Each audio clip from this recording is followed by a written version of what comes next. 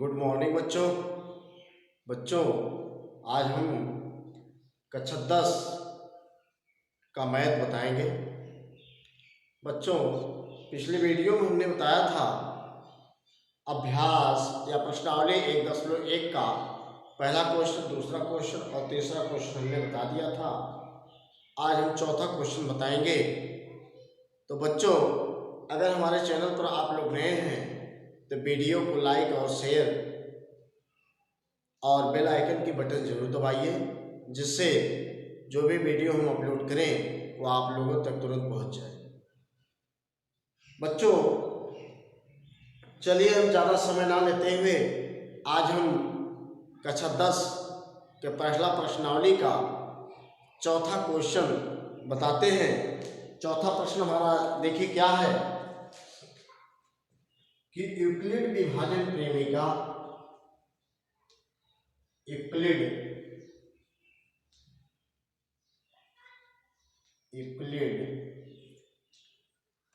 विभाजन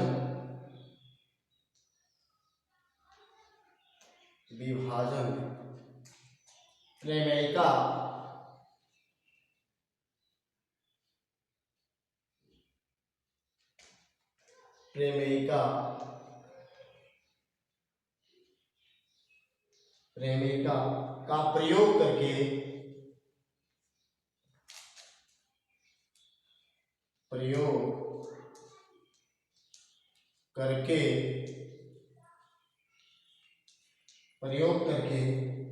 दर्शाइए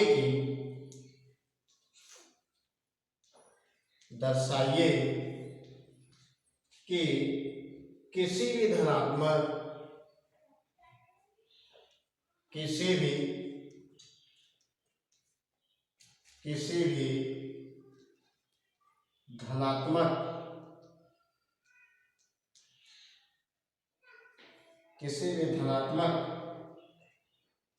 पूर्णांक का वर्ग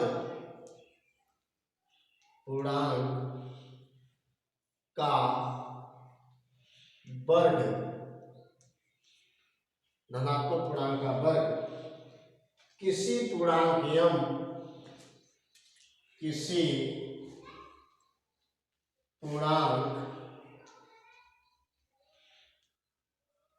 यम के लिए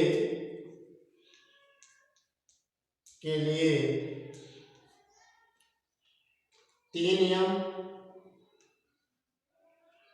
या 3m+1 या 3m+1 के रूप का होता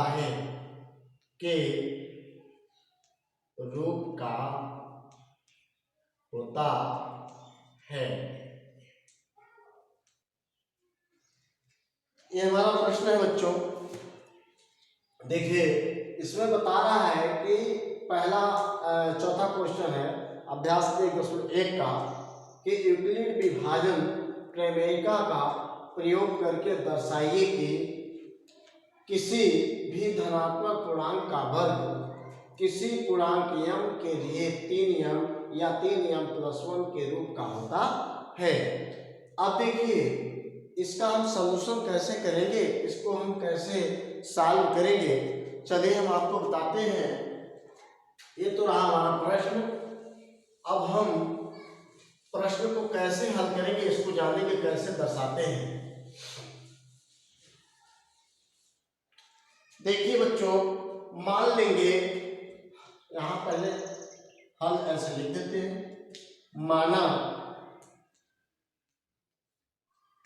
माना चाक सही नहीं बच्चों, माना कि x कोई धनात्मक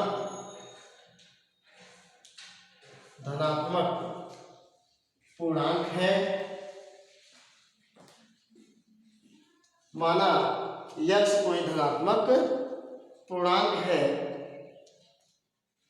तो पूर्णांक हो तो हम इसे इसे 3Q, इसे 3Q और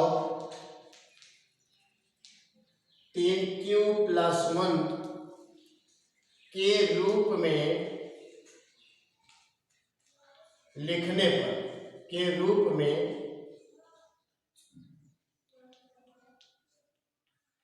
लिखने पर। अब देखिए, इसको हमने क्या किया, माना कि x कोई धनात्मक पूर्णांक है और x बराबर हम क्या ले लें, 3Q ले लें। x बराबर क्या ले लें, 3Q ले लें और 3Q+1 के रूप में हम ले लेते हैं। हम अपने अनुसार इसको मान लेते हैं। चलिए देखते हैं।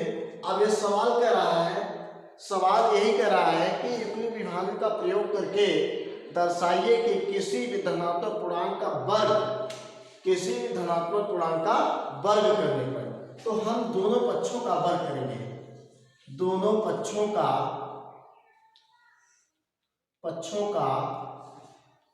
वर्ग करने पर, दोनों पक्षों का वर्ग कर लेते हैं। तो ये x है तो x का वर्ग हो जाएगा और ये हमारा 3Q है तो 3Q का वर्ग हो जाएगा। अब देखिए,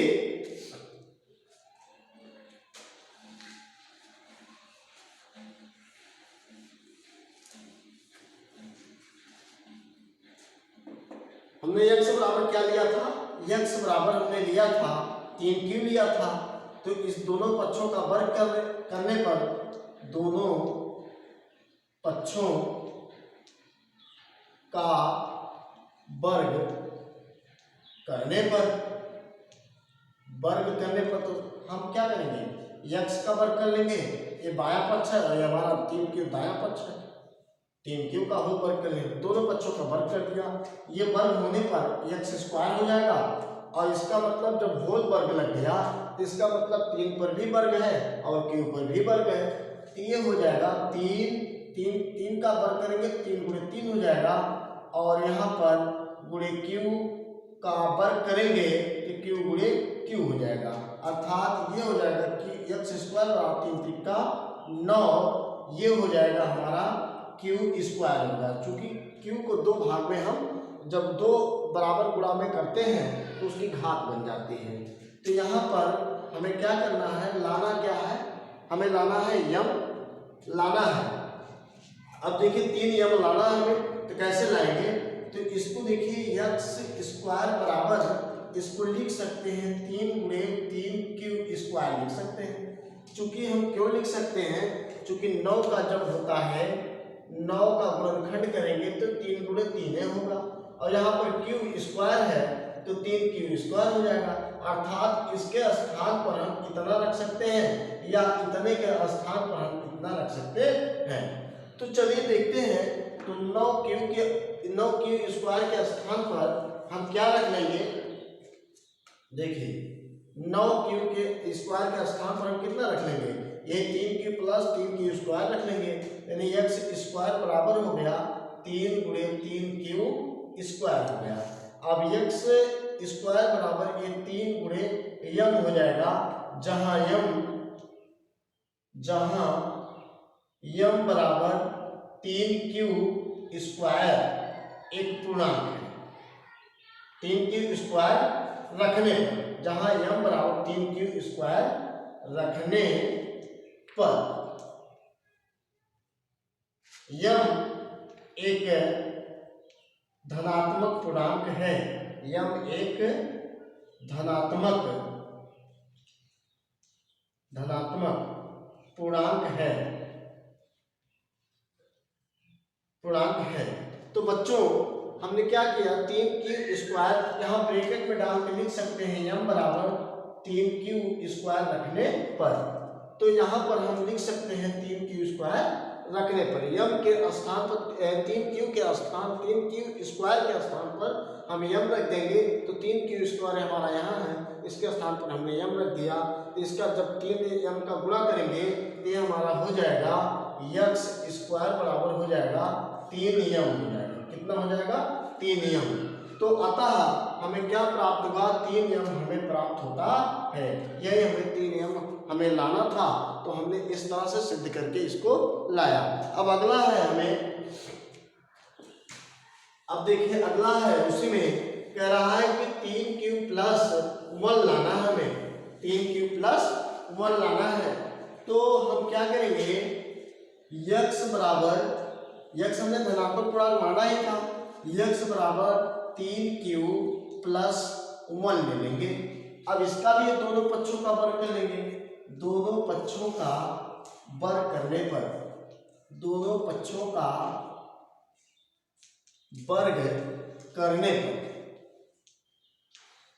वर्ग कर लेते हैं इसका, तो ये हो जाएगा x का वर्ग हो जाएगा और ये हो जाएगा 3q + 1 का होल वर्ग हो जाएगा। अब यहाँ देखिए फार्मूला हमारा, अब ये तो x² ही हो जाएगा। अब इसका फार्मूला एक सूत्र से इसको तोड़ेंगे। सूत्र देखिए a + b का होल वर्ग होता है, ये सूत्र है a² + 2ab + b² होता है। से इस फार्मूले से इसको हल करेंगे, 3q + 1 का होल वर्ग। अब इसको हल करेंगे, ये हो जाएगा x² हो जाएगा और यहाँ पर क्या हो जाएगा, इसको जब करेंगे तो a² है तो a बराबर हम 3q मान लेंगे और b बराबर हम 1 मान लेंगे। यहाँ a² है तो a² बराबर 3q का वर्ग हो जाएगा प्लस, अब यहाँ पर देखिए 2ab है तो इन तीनों के बीच में गुणा का सिंबल होता है। जब कोई सिंबल नहीं होता तो इन तीनों के बीच में गुणा होता है।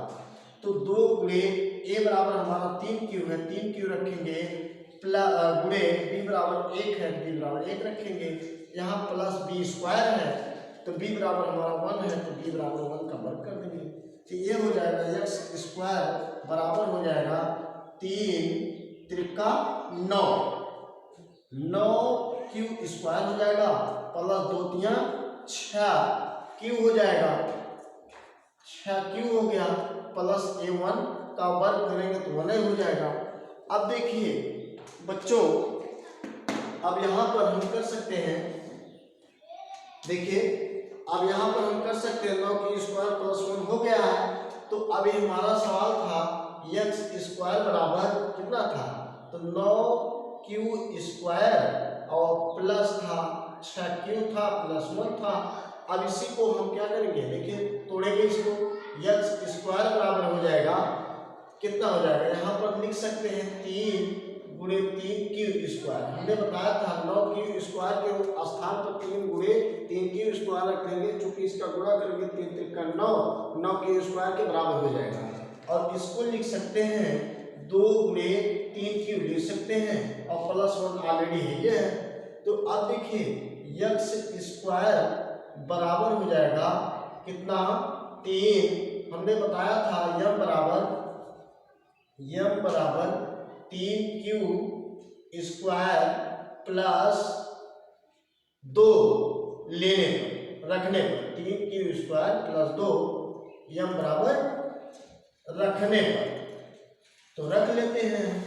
देखिए अब ये हो जाएगा x² बराबर हो जाएगा 3, अब देखिए जहाँ 3q² प्लस 2 है इसके स्थान पर कितना रख देंगे हम, m रख देंगे। कितना रख देंगे, m रख देंगे।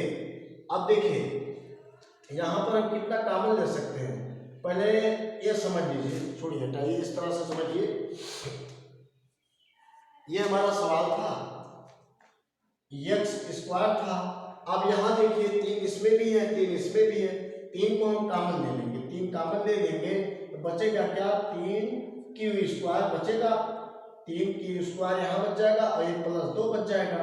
3q चूंकि कट जाएगा जब कॉमन लेंगे तो अब देखिए यहाँ कितना बचा, 3q हम क्या कर लेंगे, 3 कॉमन ले लिए, हमने क्या किया 3 कॉमन ले लिया, तो यहाँ पर 3q² हो जाएगा, यहाँ बचेगा 2q बच जाएगा और ये प्लस 1 ऑलरेडी पहले से है। अब देखिए x² बराबर हो जाएगा, यहाँ पर क्या हो गया 3, हमने यहाँ बताया था m बराबर 3q² प्लस 2q, यानी जहाँ 3q² प्लस 2q है वहाँ m रख देंगे, तो 3 गुणे इसके स्थान पर 3q² प्लस 2q के स्थान पर हम m रख देंगे, यहाँ प्लस 1 हो जाएगा। तो ये हमारा क्या आ गया, सिद्ध होकर के x² और 3m प्लस 1 आ गया। तो इस तरह से हमने एक 3m को भी सिद्ध किया और 3m प्लस 1 भी सिद्ध किया। तो इस तरह से ये चौथा प्रश्न इसका समाप्त होता है।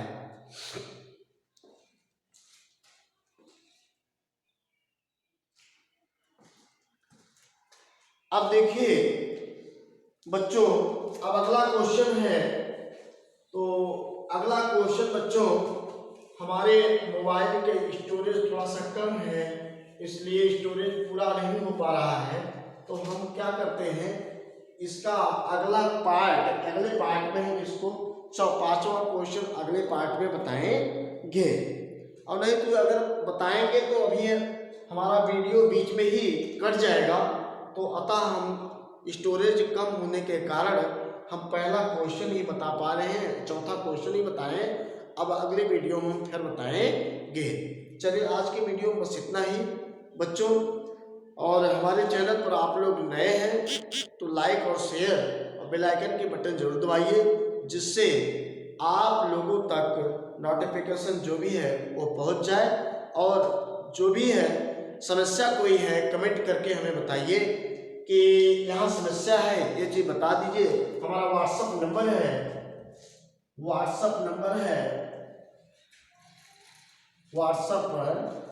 है हमारा 87560740।